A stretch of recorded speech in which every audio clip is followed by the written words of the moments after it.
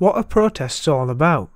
Huge numbers of people amass in the streets to petition their government, to call for the redress of wrongs.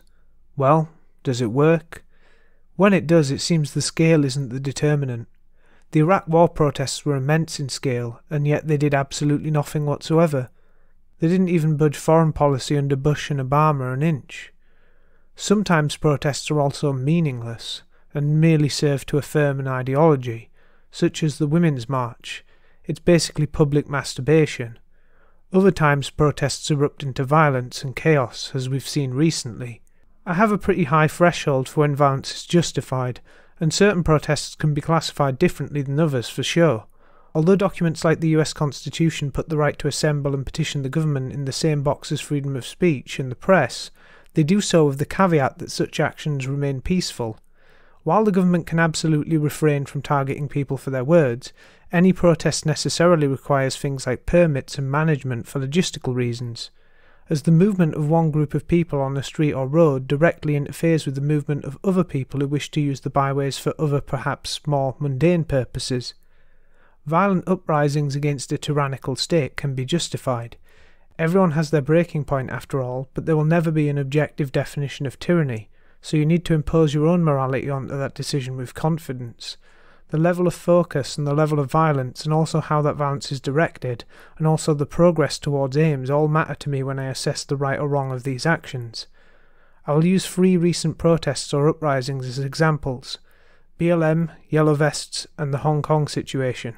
Black Lives Matter reacted to a situation created by the mutually reinforcing combination of police malpractice and behaviour within the black community, and it has done so with calls for policy that go well beyond police reform. Wholesale defunding of the police and even abolition has been proposed by the activists engaging in street action. They have chosen an extremely tangled up and difficult to solve problem and targeted it with completely unworkable solutions. It was bound to be a failure from the get-go. This failure can only lead to the problem continuing and the anger growing and becoming more inarticulate and dangerous, which I think is what we've seen. While I wasn't supportive in the least, I was a lot more tolerant of BLM attacking a police station than when they burned down their own neighbourhood or when they more recently went to other residential areas and demanded that white gentrifiers give up their homes. It's not productive to fight with cops, but at least it's more focused on the actual issue of police brutality, and the more focused an uprising is, the closer it can come to having a definitive conclusion. Instead we got a load of white anarchists moving in and creating the ill-fated Chaz takeover. I knew, however, that the protests in the wake of George Floyd were immediately going to move in the direction of racialism. They were doomed from the get-go to chasing the dragon in an unfocused manner, and so any violence was doubly upsetting both on a raw level and due to its sheer futility. Now that the court transcripts and other body cam footage have come out, we also have a different picture of the inciting incident as well. The other problem is when a protest is driven purely by anger and it goes on for a long time. Any other event can act as a booster stage and send the inchoate anger skyrocketing even further. In a given year there will always be more than one police brutality moment that can act as a flashpoint, and this makes the BLM riots more dangerous the longer they go on. So then there was the Jacob Blake incident, which accelerated things further, and then people started acting to defend businesses, and we've had the Kyle Rittenhouse incident, and after that what may have been a reprisal occurred in the killing of Blue Lives Matter supporter Aaron Danielson by Michael Reynolds, who in turn has been killed by police, and so on we go and things escalate and get worse and worse. The actual issue which all this was supposedly about has been left behind, and things are bound to be diverted given the trickiness of that issue, given that it's a dual problem where rampant criminality in the fraction of the black community at risk and feckless gang-like behaviour from the militarised American police collide in a mutually enabling symbiosis. Things can only be resolved destructively and not constructively. This was inevitable once we went down that path. Defunding the police solves nothing, but it's not sought for rational reasons, but out of sheer futile rage at the fate of black men in America. The only result if things escalate as they have been doing can be neighbourhood associations of right-wing, left-wing and other flavours duking it out city block by city block. A civil war, but more like the fractured, confusing, many-sided conflicts of the Middle East than the original American Civil War, with its 2 orderly military factions. We've already seen the early signs of this development.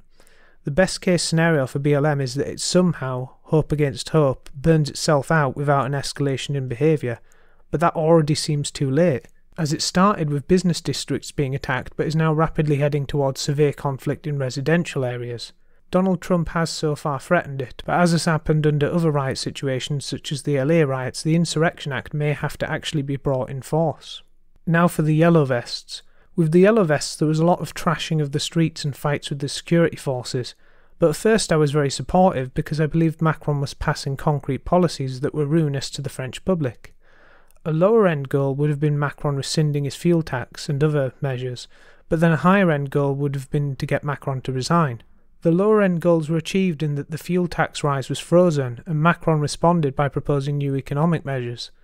This being the case, the Yellow Vest movement continued to rage and became more a protest against the existing state of society wholesale, leading to an incoherent list of demands, as happens with most leaderless populism.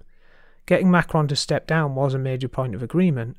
However, on reflection, maybe we don't want to encourage mobs to get rid of whatever leader they want by rioting. Though yes, that's dependent on your definition of tyranny, and there is a limit to what people will tolerate, there should be a high bar for this sort of thing. The populism of the streets is a more organic expression of people power than the sterility of the ballot box, to be sure. We don't want it to happen too easily, but it does have to be something that's on the table as the last resort of the public. I do get that. In any case, I grew disillusioned with the functional effectiveness of the Yellow Vest movement, so I cooled off on it over time, though I didn't make a video saying as such because there was no single incident that made me cool off on them. The Yellow Vests have been a learning experience for me because it showed how easily something like that could become completely unfocused and drag on without an end goal, leading to disruption that is ultimately pointless. It still feels like there's more of a concrete and achievable goal there in terms of ousting Macron versus the incoherent and seemingly impossible would-be goals of BLM, but this is a small bar to clear and there's a lot else wrong here. It also seems to have been a failure, though a failure that peters out rather than a failure that destroys a whole country with no positive result at all is still a preferable kind of failure. Certainly mass riots aren't something unusual in France. Of all three, the Hong Kong case seems the most justifiable from a moral perspective. China is violating the terms of the 97 Treaty for the two systems, which is supposed to hold up till 2047, and Hong Kongers want to gain their independence from China. That's very clear-cut, and unlike Macron, who is simply a bad leader passing bad policy, I would say that China's designs for minorities, and not just ethnic minorities like the Uyghurs, but ones that are purely political, are usually fairly brutal. Of course, being the most focused and justifiable and least wasteful of property and person out of the three examples doesn't mean it is effective, since my conclusion is generally that these sort of protests and forms of resistance don't project any real power. If China fully imposes an order, Hong Kongers would need an outright revolution complete with guerrilla warfare and foreign support in order to baffle China. Street battles with the police wouldn't cut it at that point. It does seem that ultimately these sort of uprisings can only act as a staging ground or a testing area, because the state ultimately has the power to escalate things beyond this level if it wishes. Violence on the streets can persist only because of political limitations on the state and not logistical ones. Protests can cause a government to lose legitimacy, but usually only when it is already imperiled. Protests themselves are ultimately a petition to the government, and if the government has the legitimacy to act, it will do so. And if it maintains legitimacy, then it will maintain the material advantage to outlast the protests. When you talk of actual revolution or civil war, then protests can act as a test for organisation to some degree, in that you can prove you're able to manage logistics and networks of people, though the kinds of people who are willing to wave around placards are probably not the kinds of stuff guerrilla fighters made of, even if they imagine themselves as such. That said, if protests turn violent and there are long-term crackdowns, protests become street battles, and in the street battle arena, strategies and tactics start to develop that do take on a military flavour. And obviously if you get situations where the military gets involved, that is either the end of the protest because order is restored, or there's an escalation into civil war. In that kind of situation, the militia movement is probably more battle-ready than such protesters, at least if it's a shooting war.